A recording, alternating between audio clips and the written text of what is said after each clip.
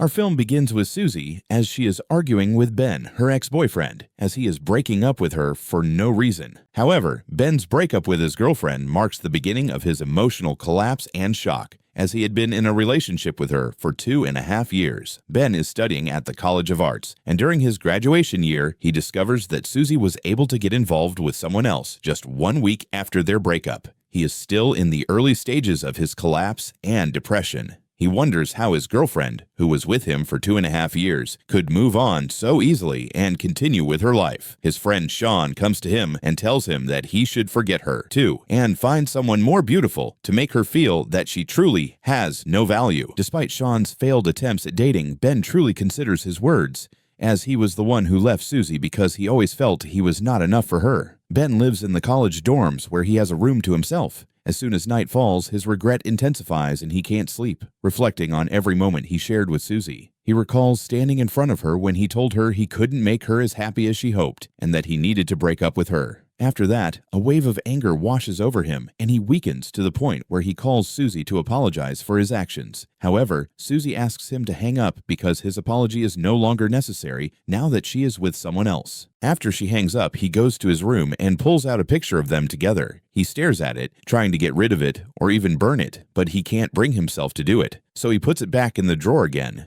Ever since Ben broke up with Suzy, he hasn't been able to sleep at all, suffering from severe insomnia to the point where he goes many days without any rest. He tries everything he can to fall asleep, but nothing seems to work. He wishes time would pass quickly, but due to his condition, he feels forced to watch every second of his life drag by. Instead of the day flying by, he finds himself thinking about Suzy more than ever. He starts to fill his time with anything that distracts him, returning to reading and buying all the books he had always wanted to read, hoping to forget Suzy. However, whenever he stops reading, he imagines Suzy running toward him, laughing. He doesn't have anything going on in his life until one day he finds himself in a large supermarket. He sees an ad looking for people to work at the store, and he decides to apply for the job, hoping to fill his time with some work and earn some money. He meets the branch manager, Mr. Jenkins, who starts praising the branch and himself. However, as Jenkins talks, he finds himself zoning out and not focused on what Jenkins is saying, with his thoughts wandering far away. He notices a picture of a soccer team in front of him and realizes that Jenkins is one of the players in the photo. He understands from this that Jenkins is very passionate about soccer and actively plays it.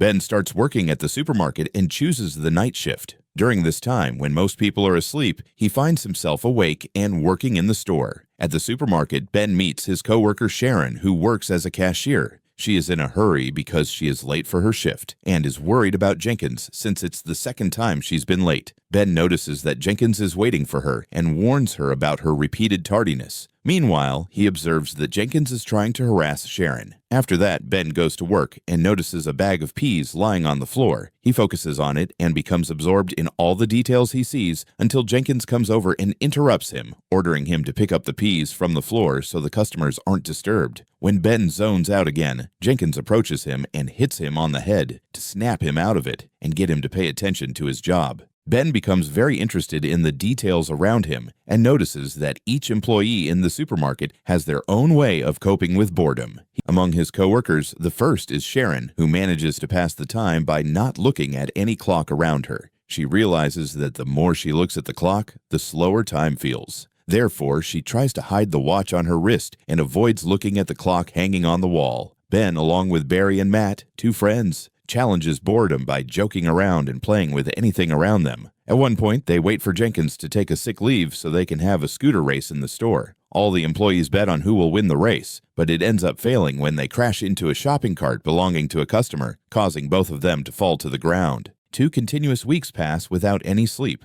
and Ben realizes that he has become very focused on the time that is passing. He feels as if he can make time move slowly, as if he controls it. Ben observes the behavior of those around him and sees Jenkins attempting to share his pointless adventure story with Sharon. She clearly has no interest in hearing him. Meanwhile, Barry and Matt are joking around together, throwing expired products at each other. Ben manages to stop time, making everything around him feel frozen while he is the only one able to move freely among the people in the store. Ben starts to focus on everything around him and selects a particular girl standing in front of him, finding her very beautiful. He stands in front of her and concentrates on her details, as when he stops time, he feels free to do as he pleases since no one can see him. Due to his love for drawing and beauty, Ben decides to stand in front of each girl and sketch her. He goes from one to another until he has drawn them all. Afterward, Ben approaches Sharon, and it's clear from her expression that she can't stand Jenkins or his forced stories. He picks Jenkins up from in front of her and places him between Barry and Matt so that the expired products being thrown land in his face,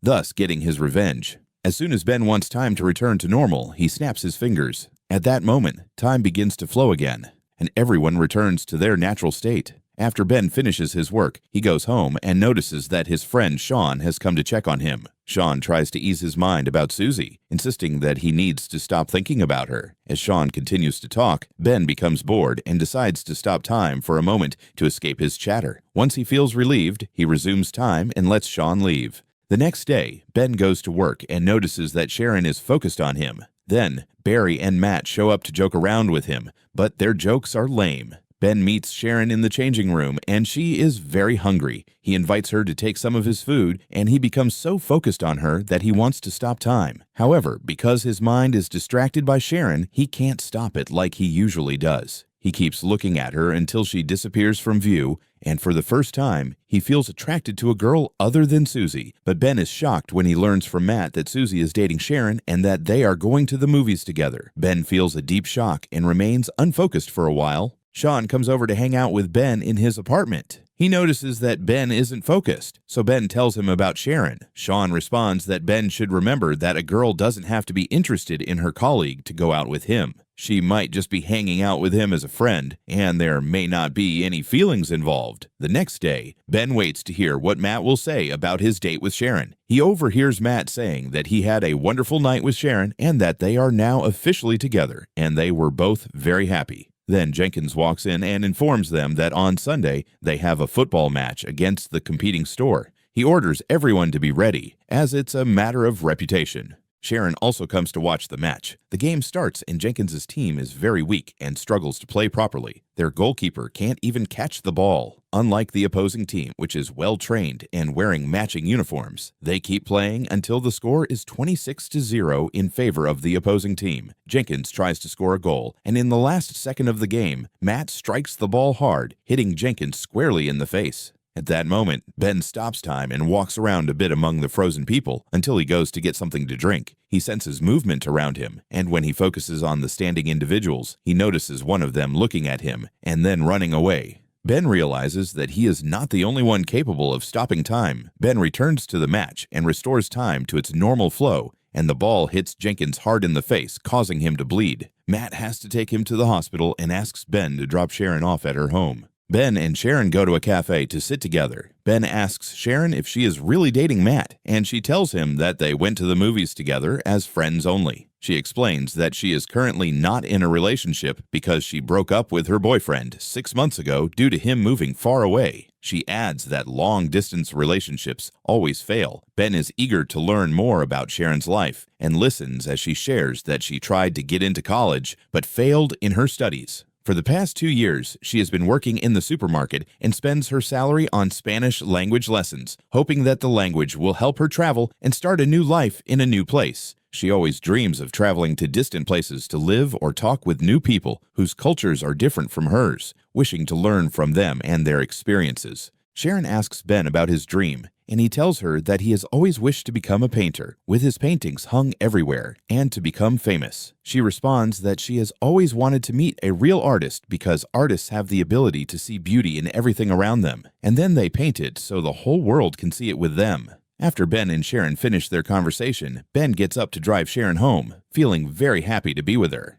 The next day, Jenkins has his neck and nose in a cast due to what happened to him in the football match. Jenkins informs Sharon that his birthday is on Saturday and that he is throwing a party, asking all the team members to attend the celebration at his house. Sharon goes out to find Ben to tell him about the party, asking him to accompany her to the event. Ben immediately agrees and tells her he is looking forward to the day of the party to be with her. Later, Jenkins calls Ben for a meeting to invite them to his birthday party and hands him some money to prepare for it and buy him a surprise. It's Ben's first time preparing for a party, so he goes to his friend Shawn for help. Shawn agrees to assist him on the condition that he comes along to the party to enjoy it with everyone. Ben enters the 4th week without sleep continuously, completely forgetting Suzy and stopping all thoughts about her. He begins to stop time specifically to sit in front of Sharon, focusing on her details so he can draw her in his notebook. He spends most of his time drawing her, and she becomes the main reason he has forgotten about Suzy altogether. As time goes by, Ben grows closer to Sharon and confirms their plans to go to the party together. She asks him to come and pick her up from her house so they can go together. Before she leaves, she gives him a kiss, which becomes the first time Ben feels he can sleep and rest after many days of staying up late.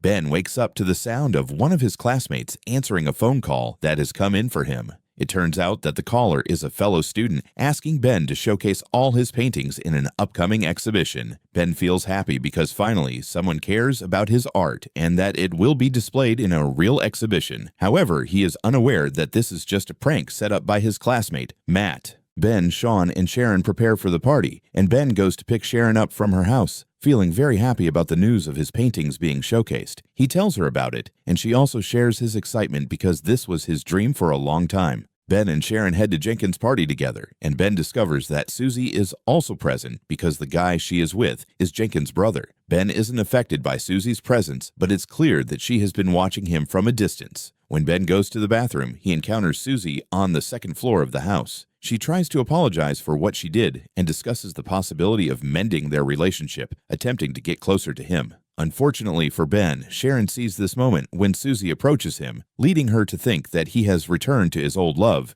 and abandoned her. However, Ben distances himself from Suzy and goes down to look for Sharon, only to find her walking out of the house looking very upset. He wishes he could turn back time like he usually does when he stops it. He contemplates the right action to take to mend his relationship with Sharon. He gets so lost in thought that he ends up stopping time for 2 days. Yet he can't pinpoint a single action that would bring them back together. Eventually, he surrenders and decides to let time flow normally. Ben goes to Sharon's house to make up with her, but she doesn't give him a chance to talk and shuts the door in his face. He returns again, unable to sleep like before. The time for the meeting with the famous painter arrives, and Ben goes to meet him, discovering that it was indeed a prank. However, the painter looks at his drawings and genuinely admires them. Instead of just showcasing one drawing by Ben, he dedicates an entire space for all of Ben's paintings, with the best ones being the ones of Sharon. Sharon arrives at the exhibition and is amazed by all of Ben's beautiful paintings and how much he cares about her. When she meets him, she tells him that he doesn't need to explain anything or defend himself.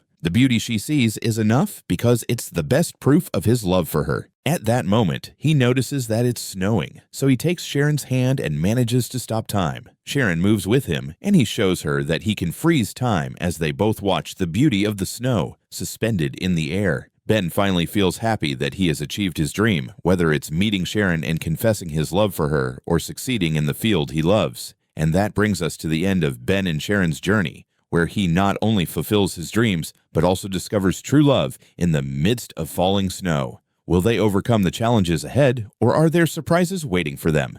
We'd love to hear your thoughts in the comments. If you enjoyed the story, don't forget to hit that like button and subscribe to the channel for more exciting content. Turn on the notification bell so you never miss an update on our latest movie summaries and much more.